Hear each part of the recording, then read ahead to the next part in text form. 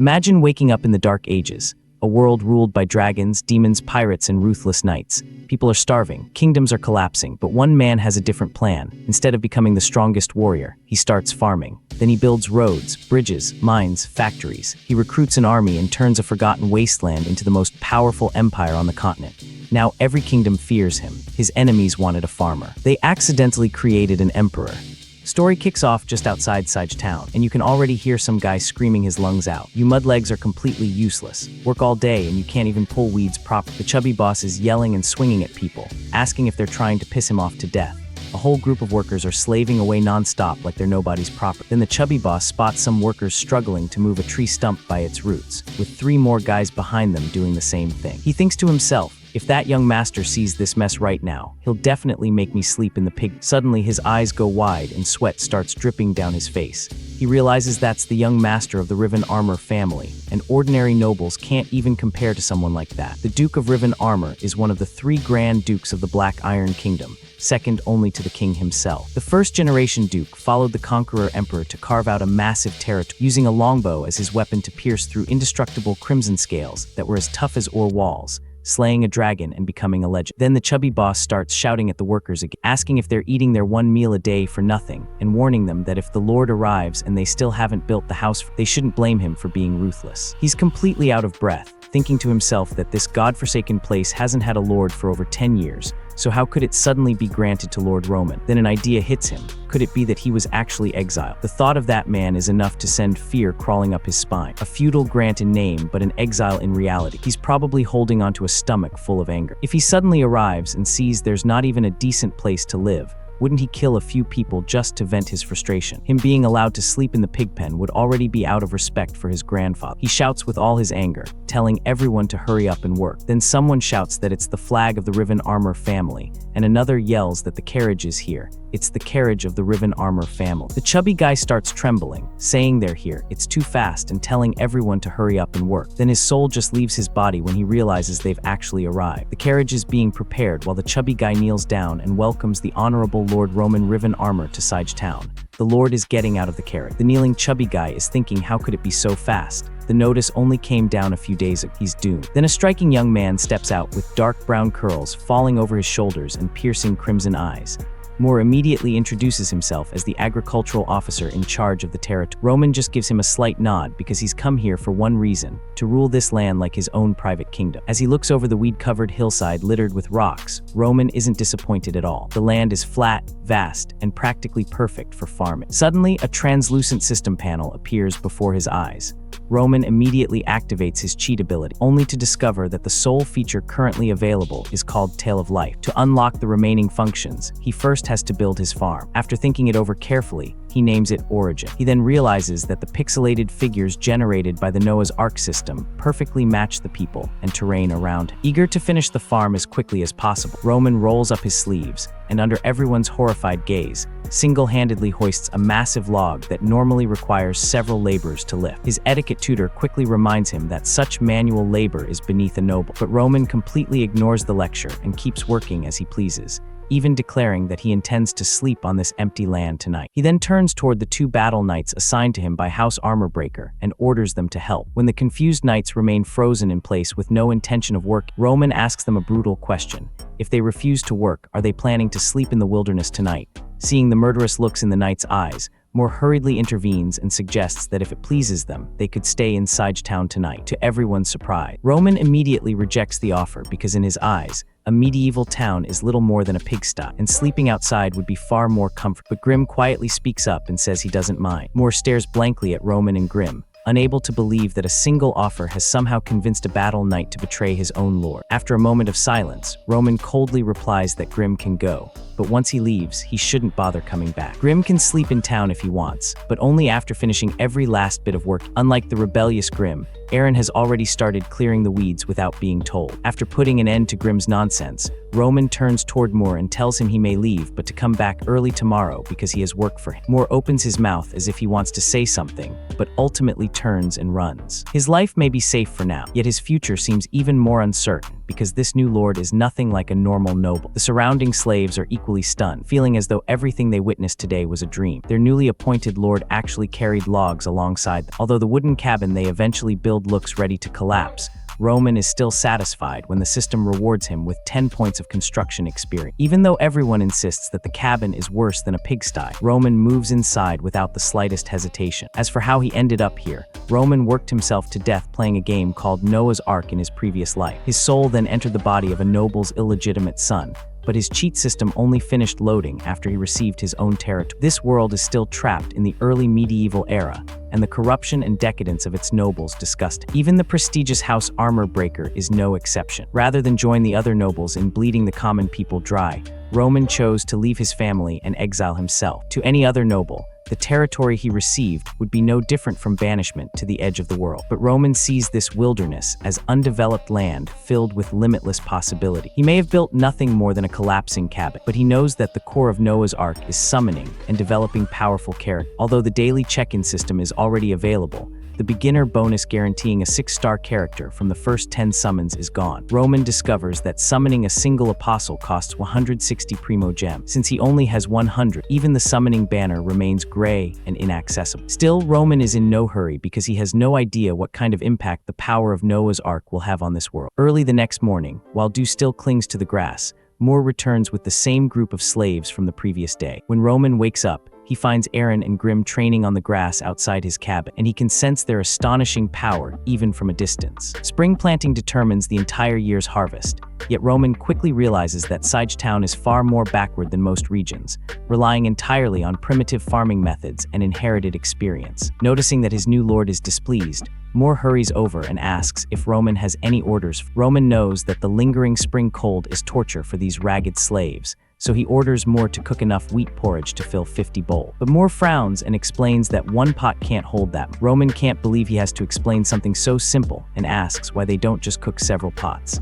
After all, he's not cruel enough to force starving slaves to work. Seth, Roman's steward, immediately steps forward to object, saying they probably don't have enough grain for him to display his generosity so freely. But Moore quickly lowers his head and declares he'll bring every last bit of grain stored inside town. Seth feels that Roman has gone too far. Carrying logs yesterday was strange but still understandable, while feeding slaves today openly challenges the rules of this entire era. As far as Seth remembers, Roman has always possessed an arrogance rooted deep in his bone. He rarely shows it, but he seems to look down on everyone around him. At the same time, Roman has been nearly flawless since childhood, excelling in both academics and combat, and standing above most of his siblings. Otherwise, the Grand Duke would never have allowed him to develop a territory of his own. That's precisely why Seth agreed to follow Roman into this wilderness.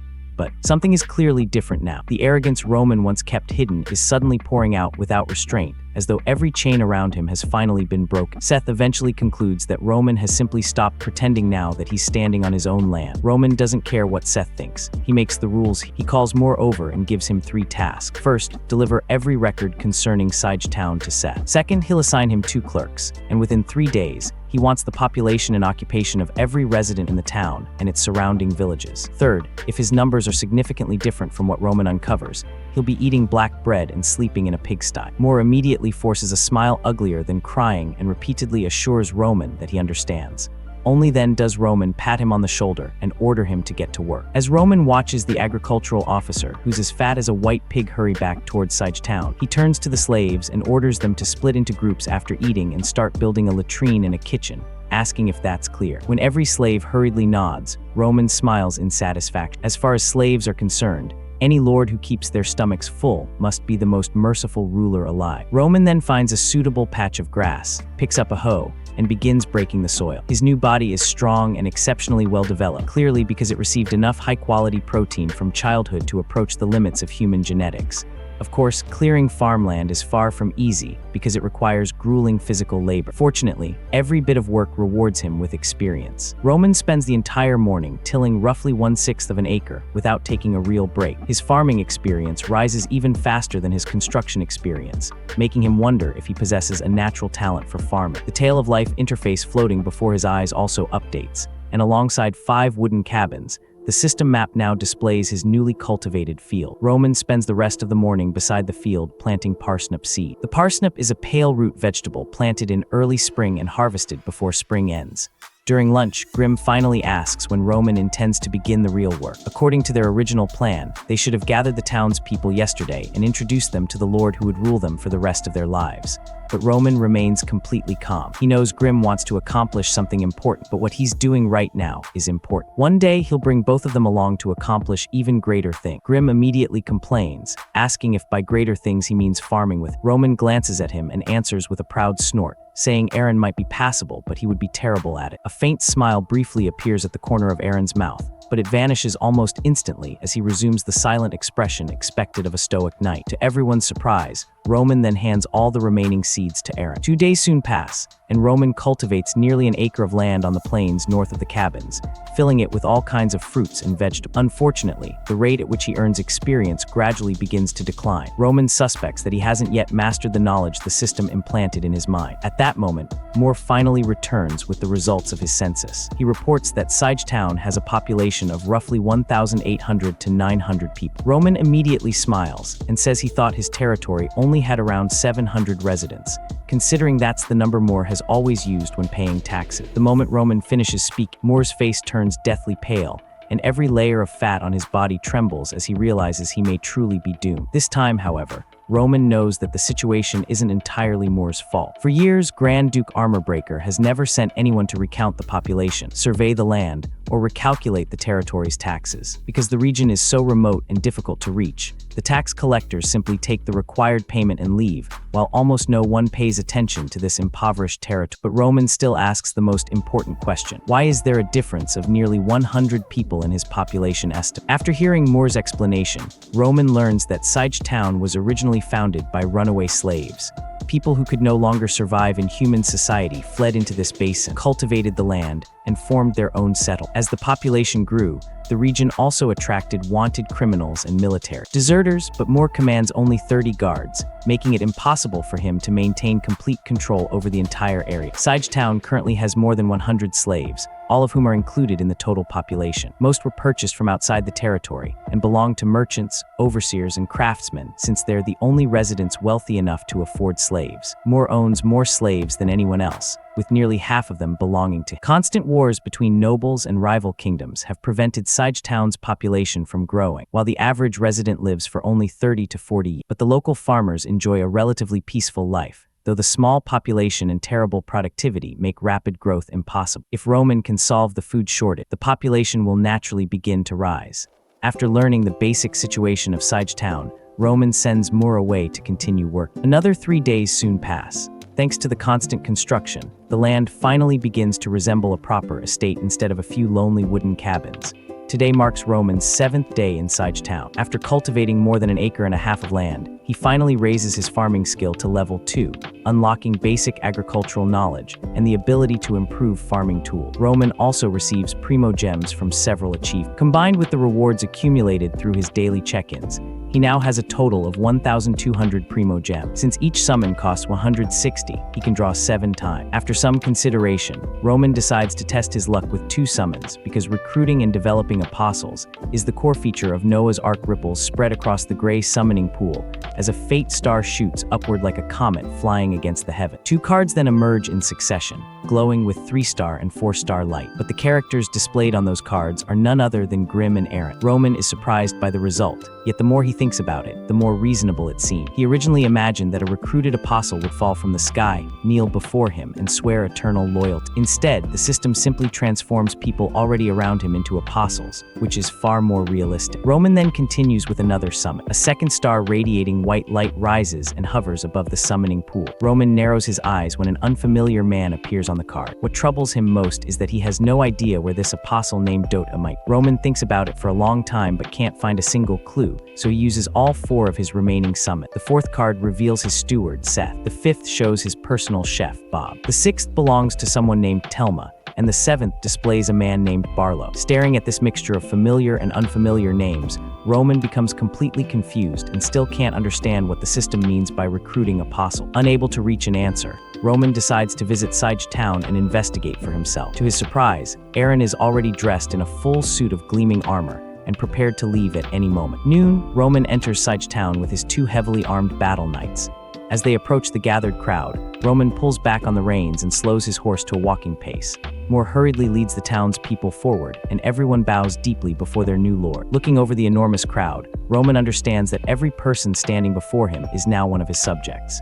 He sees countless rough and exhausted faces, yet faint sparks of hope remain hidden beneath their lifeless expression. They are both frightened and expectant. Unlike the completely broken peasants outside this territory, these people still possess a trace of vitality. From this alone, Roman can tell that Moore hasn't abused the local farmers too severely. Their lives may be difficult, but they are still able to survive. At that moment, Roman's commanding voice echoes across the open ground. He declares that he is Roman Armor Break, the new lord of Sige Town, and the man who will rule over them from this day forward. They must understand that every inch of land in this territory now belongs to him. Through their ignorance and foolishness, they have committed unforgivable crimes. Everything here is his property, so he will now exercise his authority as their lord, reclaim all the land and reorganize it. He will no longer allow them to waste his resources. For decades, they have illegally entered his mountains to cut timber, hunt animals, and catch fish. These actions violate noble law, so every one of them must pay a fine of 1 old coin. In this era, farmers have no right to own land. Even free citizens can only rent it from nobles and can never truly claim it as their own. Before coming here, Roman secured 3 years of tax exemption for Sige Town from Grand Duke Armor Break, giving him complete freedom to overhaul the entire territory. The moment Roman announces his decree, the townspeople drop to their knees and beg him for mercy. Some are even tempted to rebel on the spot and overthrow their new lord. But the sharp sound of swords sliding from their scabbards sends everyone stumbling back, terrified that they might be the first person to lose their head. Roman then gives them 2 choices: pay the fine or send every child in their family between the ages of 5 and 15 to his estate. After dealing with the farmers, Roman turns his attention towards Sige Town's licensed merchants. However, he doesn't treat the merchants nearly as harsh. He agrees to overlook all the commercial taxes they evaded in the past. But from this day forward, every business must obey the rules he establishes. A young merchant is the first to step forward and promises to follow every order Roman gives. But he also asks why Roman is focusing on petty thieves while ignoring the true bandits hiding in the mountains. After questioning, Roman learns that the young man is More Perea, the son of a wealthy merchant named Selene. Roman immediately realizes that this young merchant may prove useful in the future. Still, he maintains his cold and arrogant demeanor, declaring that everyone will be investigated and that no one may use the resources of his territory without paying a price. From now on, anyone who cultivates land without permission will be executed, and every resident must accept Roman's plans without question. Roman is doing this because these people know nothing about properly using the land. Unless he completely transforms their outdated methods of production, Sige Town will never develop. He intends to redistribute the land and resources himself, leaving no one free to act however they please. Moore's heart trembles as he listens, because this is finally the kind of behavior he expects from a true noble. On the journey back to the estate, Grimm gives Roman a strange look, having assumed that Roman would continue feeding and caring for his subjects. But he soon says that still, Roman's decision was extremely wise. If this continued, even they might eventually be unable to afford white bread. After all, Roman is the lord of this land, while they are merely knights in his service. No matter what decision he makes, they will support him without question. Grimm's declaration greatly pleases Roman. Seth, however, believes Roman's decision to take the children into his estate is deeply misguided. Children over the age of 10 already provide basic labor, and removing all of them would have a major impact on Sige Town's productivity. But Roman intends to select the most talented children and train them personally. To completely transform the estate's economy, Roman must first destroy the old system. He plans to centralize every resource and redistribute everything himself, tolerating no waste whatsoever. His ruthless actions today are meant to shatter his subjects' illusion, erase their hope, and break down their psychological defenses, turning them into the ideal sacrifices needed to purchase passage into a new era. Roman also intends to drastically reduce the amount of land being cultivated throughout Sige Town. If every grain of wheat can produce 8 more grains, he can cut the farmland in half. If each grain produces 16, he can abandon 3/4 of the least productive field. The transition will inevitably leave many farmers hungry, but with his current resources, this is the limit of what Roman can accomplish. Sige Town's population may have pleasantly surprised him, but producing more food with the territory's existing resources requires freeing unnecessary labor and concentrating everyone's efforts on intensive farming. To survive the coming winter, Roman's most urgent task is producing enough food. Only by selecting superior seeds and supplying the soil with sufficient nutrients can he push his crops to their genetic limits. Sige Town may possess more than 80 oxen, but they must be shared by the entire population, making it impossible to plow every field in time. In the past, whenever farmers failed to plow a field before planting season, they simply scattered seeds across the soil and left their survival entirely to chance. This resulted in little more than scattered harvest. Instead of wasting labor on barren fields that produce produce only 2 grains for every seed planted, Roman believes they should abandon them and concentrate everything on the most productive farmland. Meanwhile, large numbers of townspeople surround Moore and beg him to save their children. After being harassed for hours, Moore finally loses his patience and roars at the crowd, declaring that he has absolutely no power to change Lord Roman's decision. He then forces his way through the crowd and storms off in anger. However, several people soon regain their composure. According to their existing lease agreements, they have the right to cultivate rented land as long as they pay their taxes. By forcibly reclaiming that land, Roman is clearly violating the law, and once the matter is reported, the king will surely punish him. Meanwhile, the merchant Moray returns to the docks of Sige Town. Inside a ship anchored near the shore sits a mysterious figure completely concealed beneath a black robe. When Moray enters, Madison slowly raises her head and asks whether he has found the target. Instead, Moray immediately accuses Madison of providing false information because he has searched everywhere for days without finding a single clue. The new Lord's decrees have thrown Sige Town into chaos, and everyone is talking about Roman armor break, making it nearly impossible for Moray to continue investigating. This immediately catches Madison's attention. She asks what exactly that noble did.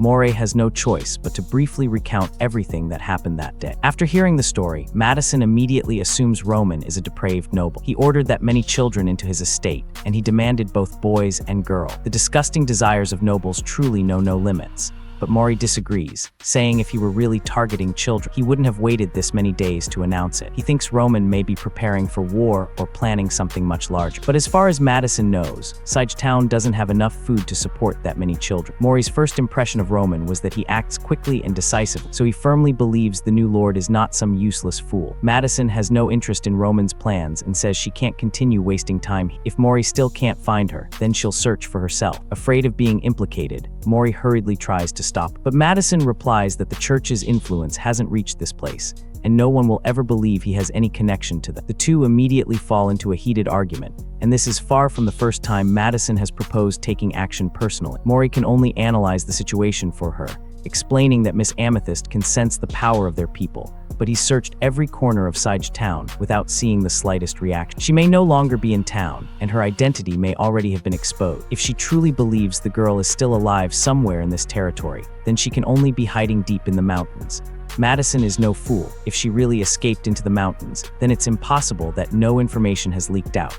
Moray finally reveals his plan. Roman armor breaker is obsessed with controlling everything, so he should find that girl. He deliberately mentioned the people living in the mountains to Roman, because Roman is the only person in Sige Town capable of investigating that region while outsiders like them know nothing about it. But Madison strongly opposes this plan because she doesn't trust nobles and intends to find the child herself before Roman begins his search. Moray tries to stop the stubborn woman by reminding her that the church has issued a death warrant, but finding her missing companion has become Madison's only purpose. Even if it places her in danger again, she refuses to turn back. Moray ultimately tells her that he will wait here for only 2 more days. Whether Madison returns or not, he will leave without her. However, Madison fails to find the answer she wants and instead alarms a large number of Sige Town's residents. Early the next morning, Moore rushes to Roman's estate and reports that a demon appeared in Sige Town during the night. More than a dozen households claim they dreamed of a woman in a black robe, while some residents insist they even saw the demon's face. Aaron concludes that the so-called demon is most likely a witch. On this continent, kings, nobles, and the church form the ruling class. Nobles obey their king, the king submits to the church, yet the church remains deeply wary of the nobility. The church not only controls clergy capable of healing injuries, but also commands a powerful military. Through a combination of faith and force, it collects a tithe equal to 1/10 of every citizen's income. However, the Black Iron Kingdom is the strongest nation on the continent, and its 3 Grand Dukes have never paid this tax. Sige Town is so remote that the church has no presence or missionaries there. Mages are extremely rare in this world, while witches are natural-born spellcasters. The church views witches as disasters and has hunted them relentlessly for years. Most nobles don't care whether witches live or die, while battle knights consider ordinary witches so weak that a single dagger is enough to kill them. Because the incident involves a witch, Moore cautiously asks whether Roman wants to notify the church. Simply reporting her would earn them 10 gold coins, enough to purchase 20 oxen. But no one was injured during the incident, and the mysterious woman appears to be searching for someone. Roman therefore orders Moore to stay out of it. Their immediate priority is mobilizing the town's people to plant spring wheat. When Roman arrives at the field selected for planting, he once again uses forceful methods, ordering Moore to organize the farmers into shifts to stir large containers of muddy water. The system has already unlocked the knowledge required to select seeds with salt water, But salt is a luxury in this era. Roman must settle for using muddy water to separate the strongest seed. He doesn't explain the principle to Moore, because only undeniable results will convince people this ignorant. Roman plans to sow only the most fertile 330 acres. The remaining 5,000 to 6,000 acres require extensive soil improvement and will be left for now. He intends to complete the spring planting preparations within 20 to 30 days. The farmers must also provide labor for the Lord's estate, and unless Roman raises their crop yields, people will inevitably starve in the future. Finally, Roman orders Moore to recruit 80 peasant women to prepare enough food for every worker. He sets an unusually generous meal allowance, giving each person half a pound of dry rations, 3 slices of bread, oatmeal porridge, and mixed vegetable soup. Roman forbids anyone from stealing or reducing the workers' stew allowance because he intends to eat the exact same meals himself. He also orders the workers to bring out the elderly and children from their homes so the peasant women can care for them. Sage Town currently has roughly 1,200 available labor, and as long as everyone works at full capacity and follows his plan, a completely new order will soon emerge throughout the territory. Since the estate is still in its early development state, Roman summons the 2 clerks currently working at his manor. Their names are Garmin and Hands, and both graduated from a city academy in Grand Duke Armor Breaker's territory. Roman had to offer them salaries far above the normal rate to convince them to come here. Roman now orders the 2 clerks to educate the children living at his estate, but Garmin immediately refuses, saying he came here to become an administrator,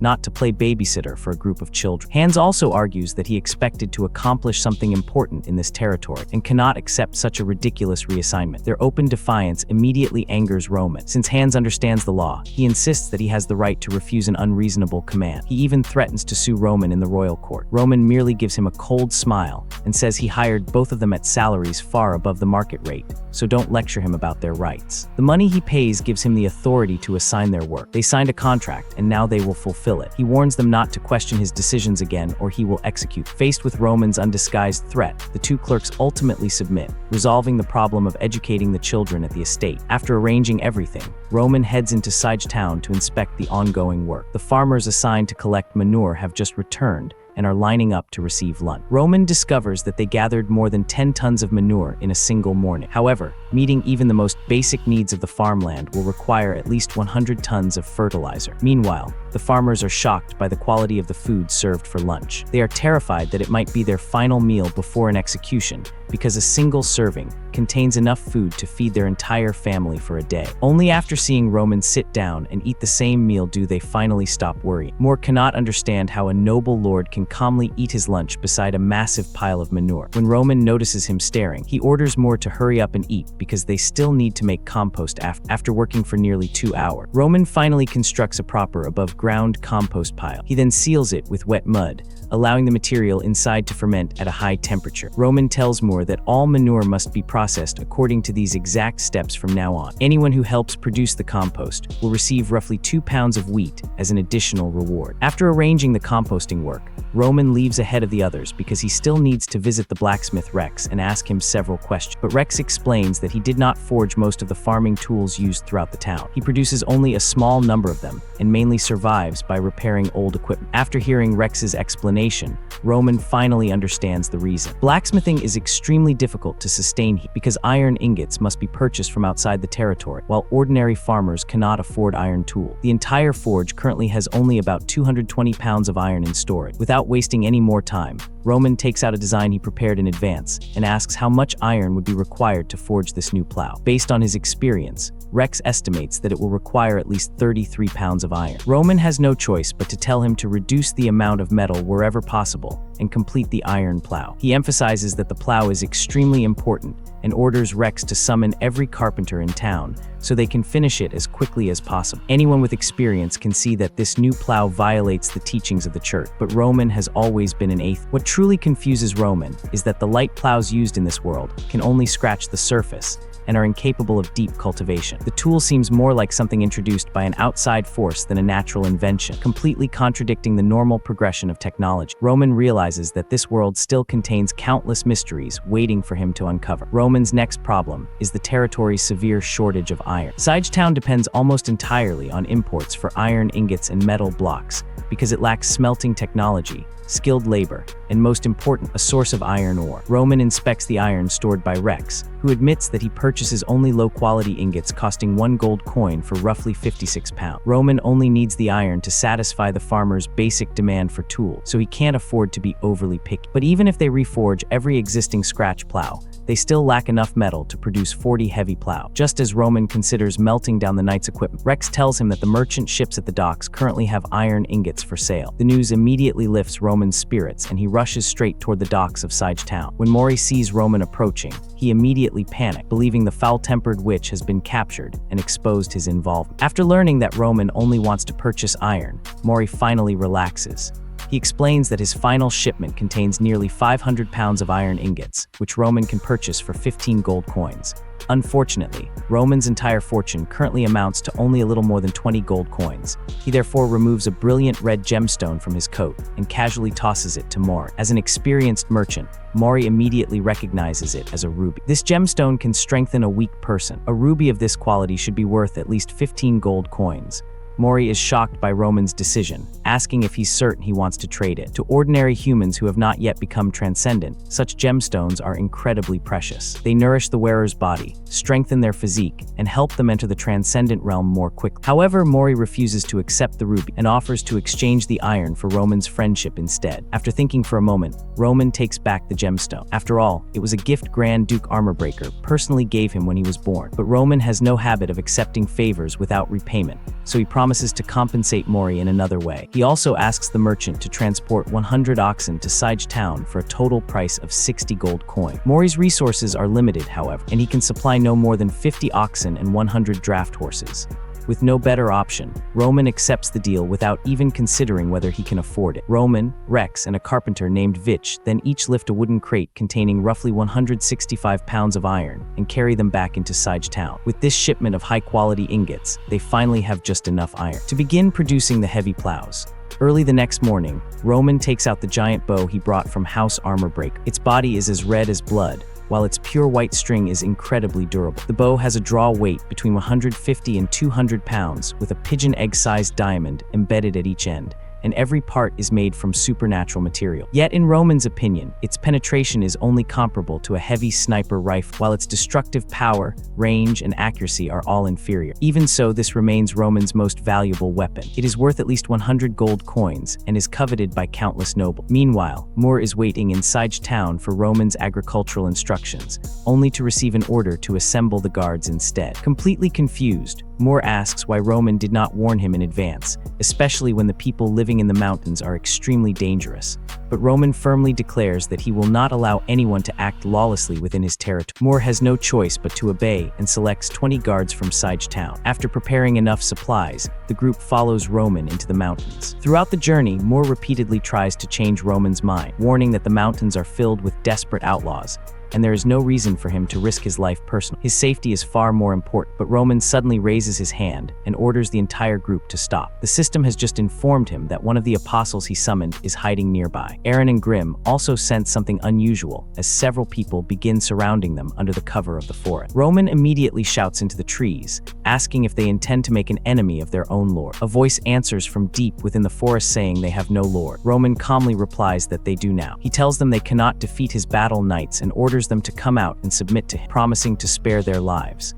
The hidden hunters immediately begin whispering among themselves, clearly divided over whether to accept Roman's demand. After a brief wait, a young hunter emerges from the trees and says they only want a chance to survive. If Roman agrees to leave them in peace, they can offer him a portion of everything they hunt. Roman gives a simple response, swear their loyalty to him. He possesses absolute authority over everything in this territory, and every person living here is one of his subjects. He then demands the hunter's name, calling him his apostle. The young hunter freezes, unable to understand how Roman could possibly know. Eventually, the hunter lowers his head and says his name is Dota. Only then does Roman give a satisfied order, telling Dota to take him to everyone else living in these mountains and not to leave out a single person. He will judge their behavior and decide whether to accept their loyalty. Roman's tone remains uncompromising as he declares that he doesn't even need to use force. All he has to do is block their supplies, and they will have no way to survive. The hunters lack the courage to fight their lord, and they have barely barely more than a dozen capable fighters. In the end, every hunter is forced to submit. Roman orders them to abandon their mountain settlement and move into Sige town within 1 month. He then questions Dota about the other notorious outlaws hiding in the mountains.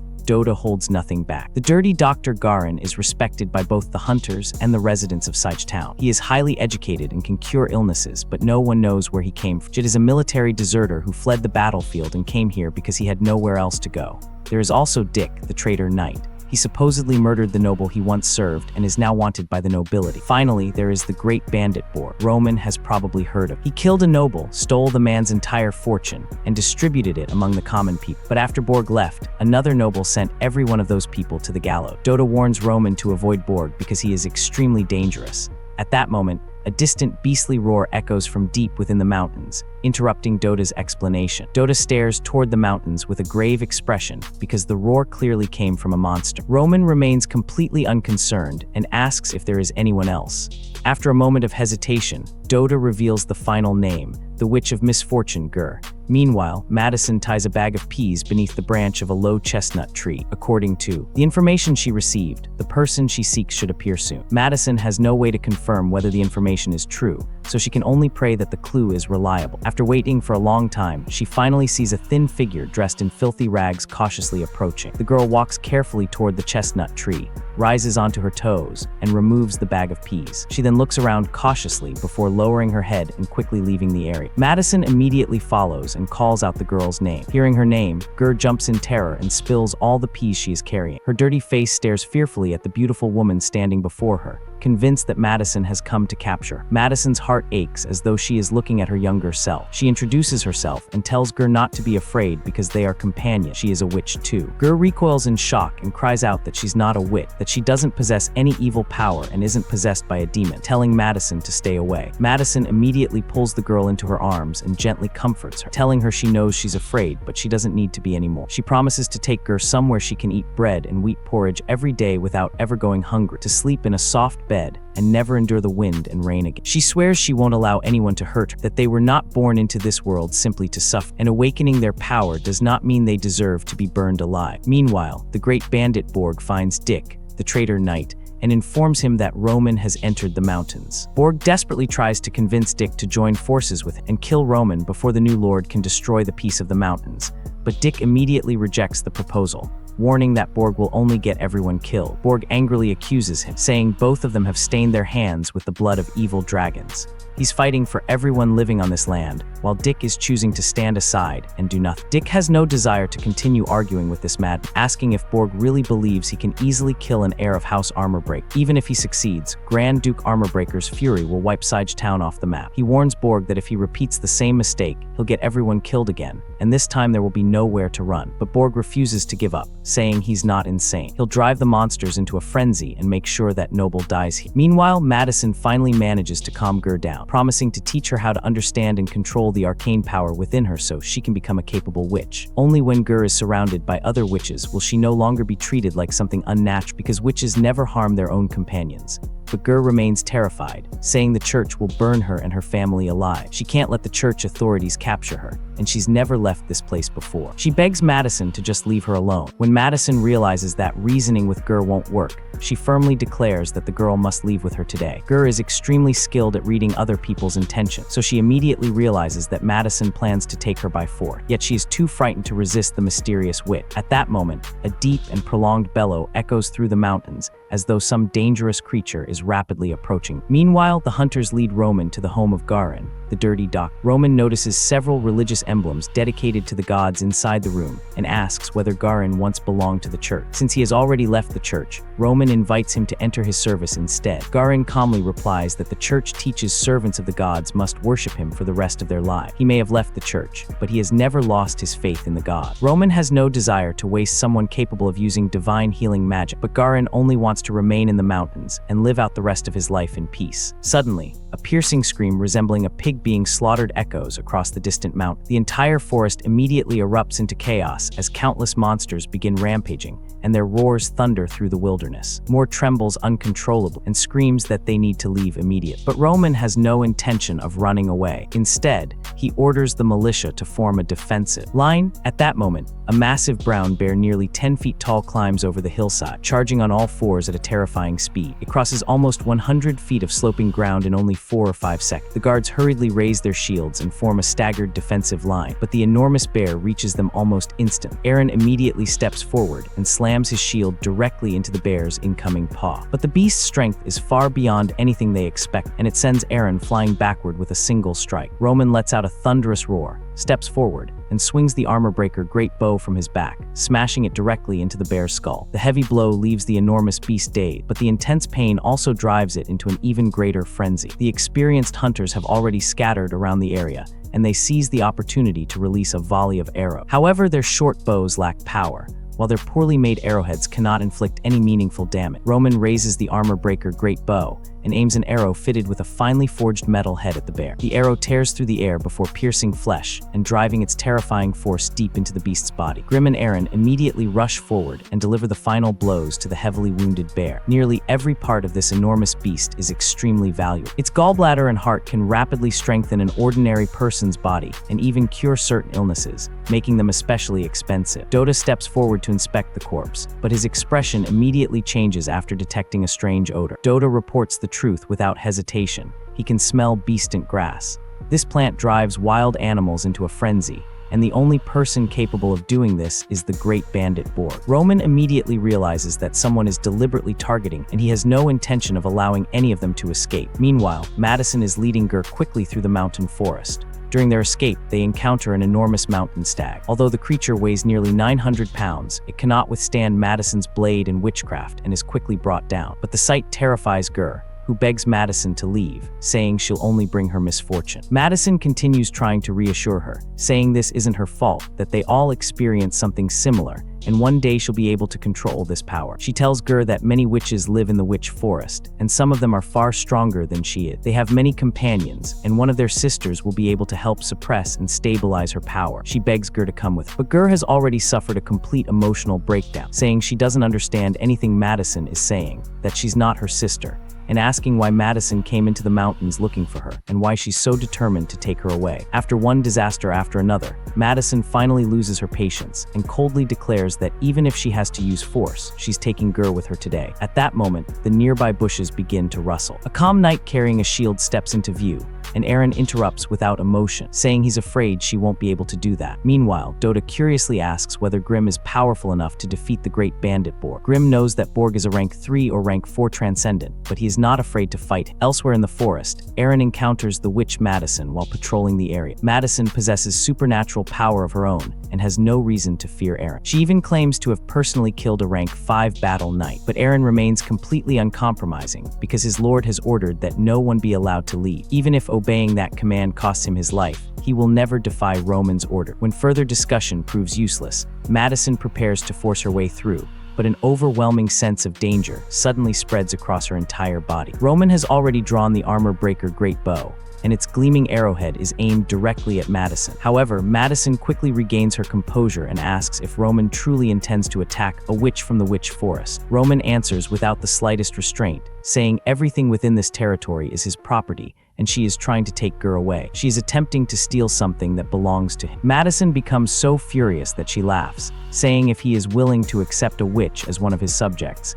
then surely he won't object when every witch from the witch forest comes here to live. The obvious threat in her words immediately enrages Roman. He coldly declares that no one has the right to take a single person away from Sage Town. His people will remain inside his territory. That is not open for negotiation. He asks if she's truly confident that she can kill everyone here, then why hasn't she attacked? Afterward, everyone will simply assume that monsters tore them apart. At that moment, a wolf's howl echoes from deep within the mountains, instantly breaking the tense confrontation between them. The howls erupting one after another make it clear that they are not facing one or two wolves, but an entire pack. A single monster-class wolf is not especially dangerous, but a coordinated pack of them can easily become a deadly threat. Madison instinctively prepares to escape with Gur, but Roman immediately blocks her path. Gur is a witch with immense potential, and he refuses to let her go. Roman's voice becomes as cold as a blade as he warns that if she tries to take Gur away, he will kill her. Madison is confident that she can escape alone, but she cannot guarantee Ger's safety if they flee together. To keep Ger alive, Madison suppresses her fury and reluctantly agrees to remain. Roman stays calm in the face of danger and orders Eren to move Ger to the rear of the formation, warning that anyone who attempts to flee is to be killed on sight. He then positions the shield-bearing guards at the front,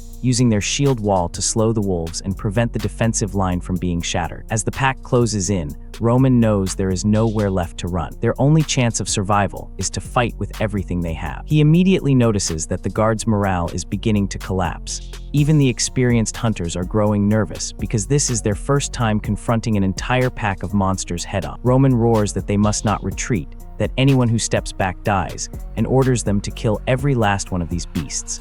The wolves move as swiftly as the wind and reach the group within moments. Instead of charging directly into the shield wall, they use their incredible speed and mobility to attack from both flanks. Roman draws the armor-breaker great bow. He's been tracking the wolves and waiting for an opening from the moment they appeared. With a thunderous twang, an arrow explodes from the bowstring. Roman aims for the wolf's torso, but the arrow strikes its rear leg instead. The overwhelming force tears straight through the limb and sends the beast crashing to the ground. At that moment, another wolf suddenly lunges from the right flank. Madison leaps into the air and delivers a flying kick wrapped in black mist, violently interrupting the ferocious wolf's attack. At the same time, Roman is attacked by another wolf. Although he immediately turns the armor-breaker great bow sideways like a shield and traps the wolf's head between the bowstring and the frame, the wolf still opens its enormous jaws and bites deep into Roman's rib. Enduring the pain, Roman twists the great bow with brute force and uses its incredibly durable string to sever the wolf's neck. After dropping the corpse from beneath his arm, Roman surveys the battlefield and finds Madison fighting two wolves at once. While the rest of the pack has already scattered his guards and hunters, several arrows are embedded in every wolf, but none of the wounds are fatal. The pain only makes the beasts more vicious, and 5 or 6 guards have already fallen. Roman knows that if this continues, the entire unit will be slaughtered. Injured wolves only become more ferocious, while injured humans rapidly lose their ability to fight. At that moment, a long howl echoes from the distance, and Roman realizes that the alpha wolf has never appeared on the battlefield. Nearby, Eren slams his heavy shield down on a wolf and pins it to the ground while preparing to escort Roman to safety. But at that exact moment, the distant alpha suddenly releases a miserable howl of pain. Roman immediately realizes that someone has attacked the alpha, while the rest of the pack begins showing signs of retreat. As the wolves attempt to escape, a figure suddenly charges into their path. The stranger swings a long sword and effortlessly cuts down the first retreating wolf. Roman immediately recognizes the newcomer as Dick, the traitor knight, with the military deserter Jet following close beside him. Jet appears uncertain when he first sees Roman, but ultimately lowers his head and respectfully greets the new lord. Roman immediately extends an offer to both men, telling them to come and serve him. Dick answers with a desolate expression, saying he is Dick the betrayer, a lord killer who murdered the man he served. There is no place for him anywhere on this continent. Roman remains completely unconcerned and says he will give him a place. After hesitating for a long time, Dick ultimately refuses Roman's invitation. Madison suddenly interrupts them, saying she helped them defeat the entire wolf pack and asking if Roman can let Ger leave with her now. Roman gives her an irritated look and asks when he ever agreed to that. Madison firmly declares that she will take Ger away no matter what. After considering the situation, Roman replies that since neither of them intends to back down, they should let Ger decide for herself. At that moment, another group arrives in the forest. Moore has hurried back with reinforcements, but he is still too late. The battle has already ended and wolf corpses cover the ground, revealing just how brutal the fighting was. Roman is standing unharmed in the middle of the battle. Although his body is covered in blood, he does not appear to have suffered any serious injury. But when Moore sees 2 witches standing at the scene, he looks as though his entire mind has shattered. With everyone's attention focused on her, Ger is placed under an unbearable amount of pressure. In the end, Ger quietly says that she only wants to return home. Madison looks deeply at Ger before closing her pitch-black eyes and asking Roman how he intends to treat Ger from now on. Roman realizes how much his answer matters to Madison, so he responds solemnly that he will enter into a noble covenant. He swears upon the name of Armor Breaker that Ger will never face any form of persecution within his territory. Even if the church discovers her existence, he will never compromise. As long as she swears loyalty to him and never betrays him, he will protect her unconditionally for the rest of her life and never allow her to suffer humiliation or betrayal. Madison is stunned that Roman is willing to enter a noble covenant for the sake of a wit. Once such a covenant is established, a noble can never violate its term, or the king has the right to confiscate all of his land and property. Madison eventually smiles helplessly and says if he had made that promise earlier, she might not have fought him over Ger. Roman lazily asks why she doesn't work for him as well. Life is difficult for witches, isn't it? The church's hunters force them to hide wherever they go, so she might as well remain in his territory. But Madison gives him a cold snort and says that situation will change very soon. Roman immediately becomes alert, realizing that her words conceal something important. Madison also realizes that she has revealed too much and prepares to leave, telling Roman to just take good care of Gur. If she ever learns that Gur has been mistreated, she will never forgive him. She tells him to remember her name. She is Madison, the Nightmare Witch. By then, Eren has nearly finished clearing the battle. 3 guards were killed while 8 were injured. 4 of them are in critical condition and one may never be able to fight again. Roman immediately looks toward the distant forest and wonders how Grimm is doing. Meanwhile, Grimm is still pursuing the great bandit Borg. After studying the tracks left behind, Dota determines that they are about to catch up with their target. But at that moment, Borg suddenly charges out of the bushes. Grimm reacts instantly and raises his long sword to block the incoming attack. Both men are powerful transcendents and neither side can gain a decisive advantage at first. The sound of their violent battle soon reaches Roman, so he immediately leads the others toward it. As the fight continues, Borg's strength as a high-ranking transcendent gradually overwhelms Grimm. Fortunately, Roman's group arrives in time. The moment Borg sees Roman, he roars "Evil Dragon" and immediately abandons Grimm, charging straight toward Roman. Roman draws the armor-breaker great bow and fires an arrow at Borg, but Borg swiftly dodges the shot, brandishing his battle axe. Borg roars that he'll use this axe to take the head of an evil dragon like Roman. Roman becomes curious, asking why Borg calls him an evil dragon and why he's so determined to duel him. Borg answers with absolute conviction, saying Roman has no sharp claws, yet he possesses vast stretches of land. He has no bat-like wings, yet he stands above everyone else. He cannot breathe fire or thunder, yet every person on this land fears his power. Who could resemble an evil dragon more than him? With Dick's explanation, Roman learns that has Northman blood. The savage Northmen worship strength and do not fear death, causing piracy to flourish throughout the northern seas. 150 years ago, the Northmen pirates suffered a devastating defeat at the hands of the conqueror, but only a few decades later, they returned and plunged the coastline into war once again. Legends of dragons have existed on this continent for generations. The most recent confirmed encounter occurred 150 years ago, when the first Grand Duke Armorbreaker fired an arrow through the scales of a red dragon. Since then, dragons have seemingly vanished from the continent, but they remain active across the distant sea. Only the largest and strongest ships can reach the islands where dragons live, giving the Northmen occasional chances to witness them. Since Borg was raised on northern legends, it is hardly surprising that he views Roman as an evil dragon. Roman turns toward Borg and tells him he is only repeating the past, that he cannot save. Borg stands safely on the shore while trying to rescue people trapped in a swamp, but the harder he pulls, the deeper they sink until the darkness of that swamp drags him down with. That is the curse of human nature. Borg raises his enormous battle axe and says he'll use Roman's corpse to break that curse and let everyone climb over him to reach the shore. Roman has no interest in arguing any further. He takes Eren's shield and Grimm's great sword before formally accepting the self-proclaimed Dragon Slayer's duel. Borg's fighting spirit surges as he releases a commanding roar, telling his followers to charge with him. Under everyone's watchful gaze, the two men collide head-on. The brutal and exhilarating battle continues for more than 10 minutes, but the bandit who claims he will kill every evil dragon in the world gradually begins to run out of stamina. Roman immediately seizes the opening and swings his greatsword, cutting straight through the shaft of Borg's battle axe. He then drives a powerful kick into Borg and sends him flying. At that moment, Borg feels as though he has fallen into a freezing ocean. He cannot breathe. His vision begins to blur, and an unprecedented cold spreads throughout his body. He continues sinking deeper, descending toward an ocean floor that grows darker and colder with every moment. Meanwhile, Madison deliberately avoids the crowd and makes her way alone to the docks of Sige Town. She tells Mori that she met Roman Armorbreaker and found him reasonably trustworthy, meaning they can safely return here more often in the future. Mori says nothing more and simply motions for Madison to board the ship. His merchant fleet then leaves Sige Town and sails north along the Burrow River. High above them, an enormous eagle spreads its wings and surveys the land with razor-sharp eyes. Madison looks up at the giant eagle and speaks first, saying she failed to bring their sister from Sige Town with, but Roman entered into a noble covenant to protect. The eagle answers in a human voice, saying when the Oracle Witch observed this region through her magic mirror, she discovered that the witch here possesses the aura required to become a high-rank witch. Yet Madison failed to bring her back.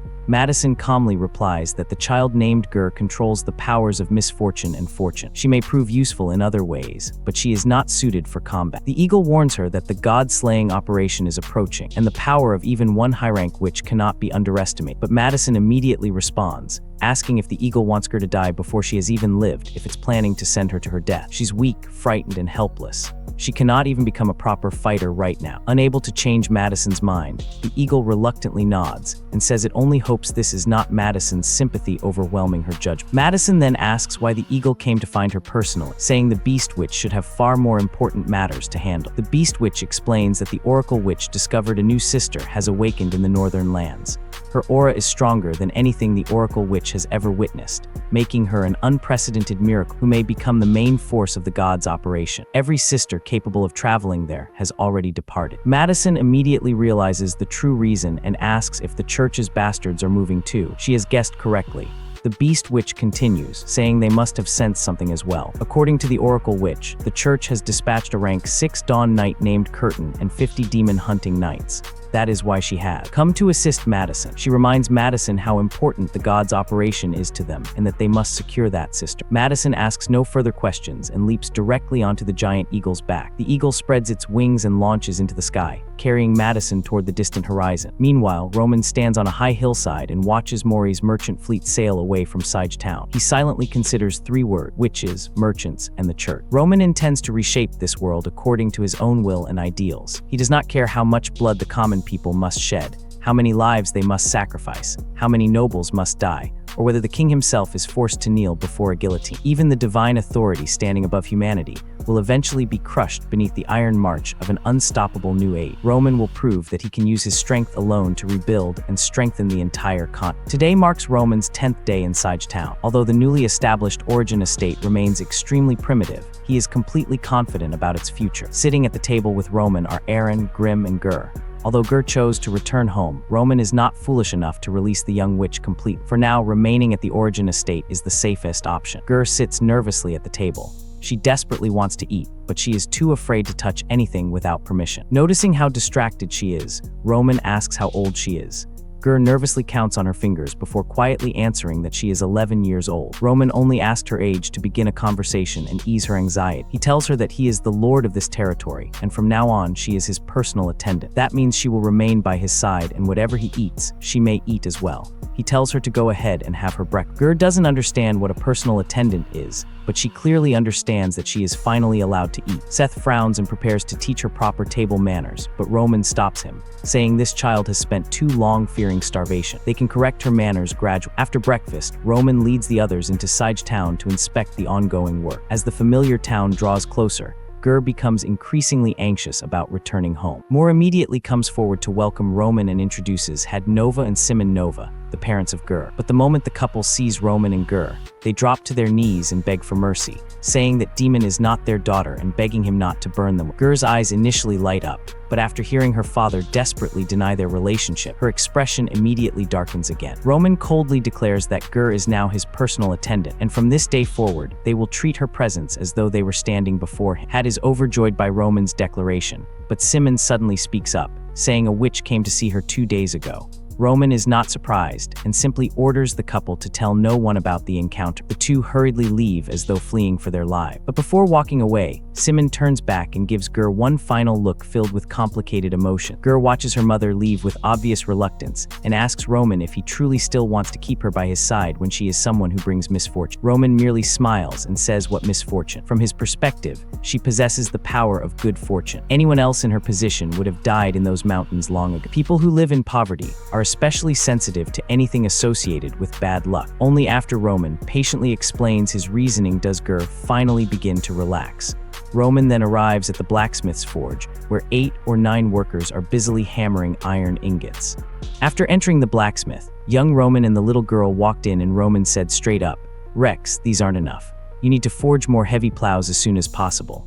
The bearded blacksmith replied with a quick, "Yes, Lord, will do my best." Then Roman put his hand on the blacksmith's shoulder and told him to add half a kilo of wild boar meat to both lunch and dinner for all the blacksmith workers, and if it wasn't enough, to substitute with other meat. After saying that, an officer came over, and Roman asked him if he was in charge of arranging the distribution of the meat hunted in the mountains the other day. The officer answered, "Yes, Lord Feudal Lord." Roman pointed and ordered him to send the 6 draft oxen and the 3 already built heavy plows to the field ridges, because he wanted to test the plows that afternoon. the scene changed to the wide field outside of town. Young feudal lord and his people were passing the farmland, and a few farmers spotted them. They were confused, wondering what the feudal lord was doing and why he even brought a knight. They also noticed that girl from so-and-so's family was with them. Along the way, the red-haired knight asked the yellow-haired knight if he wanted to bet. The yellow knight said he bet Roman was going to plow the fields later. But the red-haired knight got annoyed and said he was no fun like this, always saying everything he wanted to say. The yellow one insisted on not betting anymore, and the red-haired one shouted with anger that it was boring. The sun was shining bright on the path. Young Roman stopped and started checking the soil. After observing for a bit, he declared that the field was very fertile and they should start from here. After he said those words, the tools were prepared, and then the Lord himself started plowing. He shouted to 2 of his guards, ordering them to plow 1,000 meters east from there, then 1,300 meters straight north. The Red Knight thought to himself that he was a dignified warring knight doing farm work, but the Yellow one agreed on the spot. The young girl watched them struggling, and exclaimed that the feudal lord was actually plowing the field himself. The yellow one told her to stop her mumbling for a bit because the feudal lord had his own reasons. The red one choked, saying he accepted it quite fast. The yellow one, while plowing, asked what else they could do, encouraged him to oppose the feudal lord. The red-haired one fell silent for a while. Young Roman was watching from far away, and even the little girl was joyful, jumping all over. Roman thought to himself that farming the land well was his first step to changing the world. This was perfect. Seeing the red one coming too fast, young Roman shouted that if he didn't finish it that morning, he wasn't allowed to eat lunch. The red one muttered that man is iron, food is steel. Their rice bowls were in his hands, so better just do it. Transcendents could also have their strength worn away by hunger. Borg starved for 20 years and couldn't even beat a tiger. Dick and Jet, who went into the mountains, were also seeing their strength decline. The red one told the yellow one that following other feudal lords meant big fish, large chunks of meat, and unlimited white bread. Wasn't it too miserable for a warring knight to be reduced to going down to the fields to plow? After that, they went to work and Roman came to watch them. Just then, the little girl asked what she could do, but Roman responded by telling her to stay there and not run around. Internally, he was thinking that bringing her out today was purely for fun. Once her nutrition was restored, the good days were still to come. More than an hour later, the system gave him planting experience +3. Roman wasn't tired at all, saying he plowed over 1,300 meters, not bad, while obviously sweating. After the work was done, he said, "Let's wrap up and rest for a bit." They would continue after having lunch. The red one was disappointed because he thought he shouldn't be doing this job, asking if they still had to continue. But the yellow one was obedient and always agreed with the Lord. The scene changed, and one of Roman's men put a report on the table and said he thought it was necessary for Roman to take a look at the financial situation of Sige Town. After reviewing it carefully, Roman thought, right off the first night, boring. He then said finances were truly a mess. The mustache man agreed, saying, "Isn't it though?" Moore, a dignified agricultural officer, didn't even know the population size of Sige Town.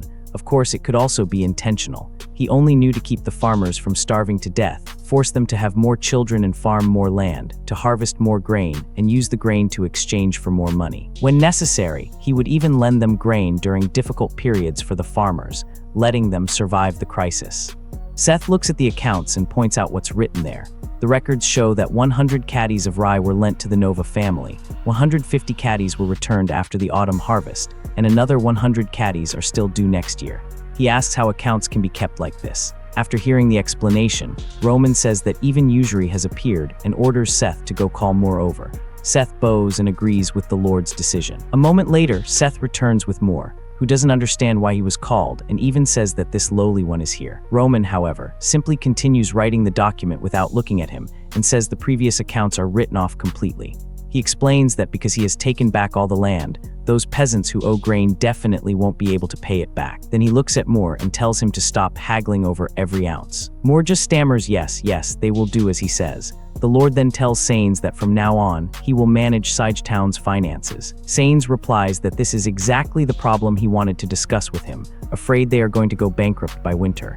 He explains that the expenses for the guards and stewards are huge, especially the stewards. The treasury has to issue thousands of caddies of wheat every year, with miscellaneous grains and meat calculated separately, and the total wages reach up to 8 gold coins, which is equivalent to over 14,000 caddies of wheat. Plus, the problem is that they can't come up with this year's wages for the winter. Roman overthrew the old production system, and grain cannot be sold externally in the short term. It will be good enough if no one starves to death this year. He adds that if they cannot sell grain, they cannot pay their wages, and that's not even counting the salaries for Grimm, Aaron, and himself. Adding the hiring fees for craftsmen like Rex and Vitch, their pressure is even greater. But Roman calmly says it's just this little matter. Sanes worries and tells him to consider it carefully, not to treat his words as a joke. But Roman isn't taking his words as a joke and tells him not to panic. Roman turns his attention back to Moore and asks why the wages and benefits for stewards are so high, questioning if they could all be his relatives, brothers, and sisters. Moore trembles, cold sweat dripping on his forehead, saying this lowly one deserves death. Roman says he understands the general situation and orders that the benefits of all stewards be cut a bit. 1 silver coin, 100 caddies of wheat, and 300 caddies of miscellaneous grains per year, with no meat. Tax exemptions are completely revoked for now. He asks if Moore has any objections. Moore grins and awkwardly smiles, saying what Lord Roman says goes. Internally, he thinks at least it didn't cut into his own, but his uncles, brothers, and sisters will definitely be furious. Then Roman says if anyone has a problem, have them come find him. Moore bows deeply, saying he obeys the command, Lord Roman. Roman reflects that the Mabos family is merely a thin vine attached to the great tree that is the Riven Armor family. Without the Mabos family, he is still the feudal lord. But without the feudal lord, the Mabos family would just be commoners. Everyone knows perfectly well who bestows power. Roman asks what the current situation is of the guards who died in battle yesterday. Moore replies that following his orders, the families of the fallen received 5 silver coins, 40 caddies of meat, and 80 caddies of wheat. The families of the severely wounded received 2 silver coins, 15 caddies of meat, and 40 caddies of wheat. The lightly wounded also received 10 to 50 caddies of wheat. His mercy and generosity have already spread throughout Sige town. Roman says to assemble all the guards capable of moving. He wants Aaron to train them for 3 hours every day. Everyone saw the situation yesterday. Their military discipline is extremely low. Roman thoughtfully says this time he could pay out of his own pocket to compensate the casualties. But if a large swath of people is killed or injured every time they encounter such a situation, sooner or later their Sige town will die until not a single person is left. He asks if it can be done. Aaron immediately says that although he's never been an instructor, he will definitely work hard to carry out the feudal lord's command. Roman mentions that additionally, tell them that from now on, guards will receive 2 copper coins every month, 10 caddies of wheat, 10 caddies of miscellaneous grains, and 2 caddies of meat. Moore asks if they should issue them wages, internally thinking that the wages are too little and it won't be enough to support a person. Then the idea of monthly wages hits Moore. Sanes explains to the Lord that guards are conscripts. Unless there's a war, they normally don't have wages. Giving them some physical goods as compensation is already a merciful act. Roman understands and says they will be issued every month, but he has standards for them. If they cannot meet the standards he sets, then he will kick them out of the guard ranks. For guards who perform well, he will also reward them additionally.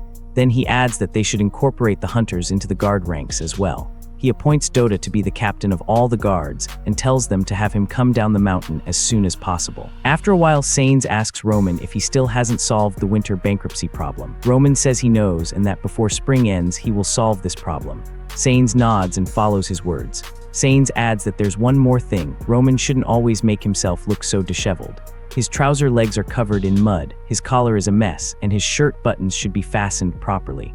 It's too inelegant. Sanes fixes the Lord's clothes, while Roman internally thinks he's more like his old man than his old man. Early in the morning, a group of people gather at the field and Roman, wearing his work clothes, shows everyone how to use the plowing tools and tells them to watch closely. The people are amazed, shouting that the Lord's plow is so wide and large, it actually doesn't require stepping on with feet. They shout that the stones are coming out. Even arm-thick tree roots have been pulled out. Look, the black soil has been turned up. Roman looks at his people and says next, following his operations, they will deep plow all the land he has enclosed. The people are obedient and all agree. Then they start learning under the Lord's lessons. Roman internally thinks the heavy plow is heavier and slower, requiring 2 draft oxen to pull, deep plowing half a meter wide each time. 2 draft oxen can plow about 6 mu a day, which is why they must choose flat and broad land for concentrated operations. Then he sits on the chair still thinking it will take another 7 days to finish building 40 heavy plows. For now, they can only use them as they are produced. They cannot wait. Fully equipped, 2,000 mu can be plowed in 10 days. In short, they must try to complete the deep plowing within the next 13 days. Just then, Moore comes with a meal for the Lord, saying he's worked hard and offering some hot tea. Roman thanks him. Moore adds that he dares not accept his thanks. This is what this lowly one should do. He reports that Town's total labor force is around 1,100 to 1,200, with only a little over 700 available for use. The unavailable ones maintain the town's basic operations. Aside from plowing, composting is the most crucial. The majority of people have been sent to collect manure, which is estimated to wrap up in 3 days. Deep plowing is merely the foundation. The subsequent sowing and fertilizing are highly critical. By then, the manure fertilizer will be mostly fermented properly. Rushing the spring season is akin to fighting against the heavens for time. After planting is completed, at least 4/5 of the labor force can be freed up during the spring and summer. Freeing them from heavy field labor, this is his true goal. Internally, Roman thinks, however, he can't tell these peasants that only 2,000 new will be planted during this year's spring plowing. If they found out, a riot would likely occur.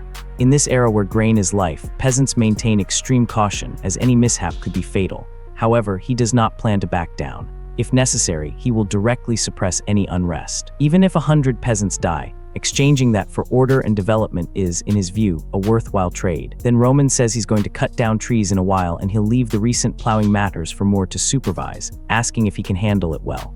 Moore stammers that he will definitely work hard. Moore thinks to himself that besides farming, he even cuts trees himself. He really can't understand this lord. The scene cuts to Roman taking an axe from his house and leaving, and Gur waves her hand and shouts, "Feudal lord, wait, plays."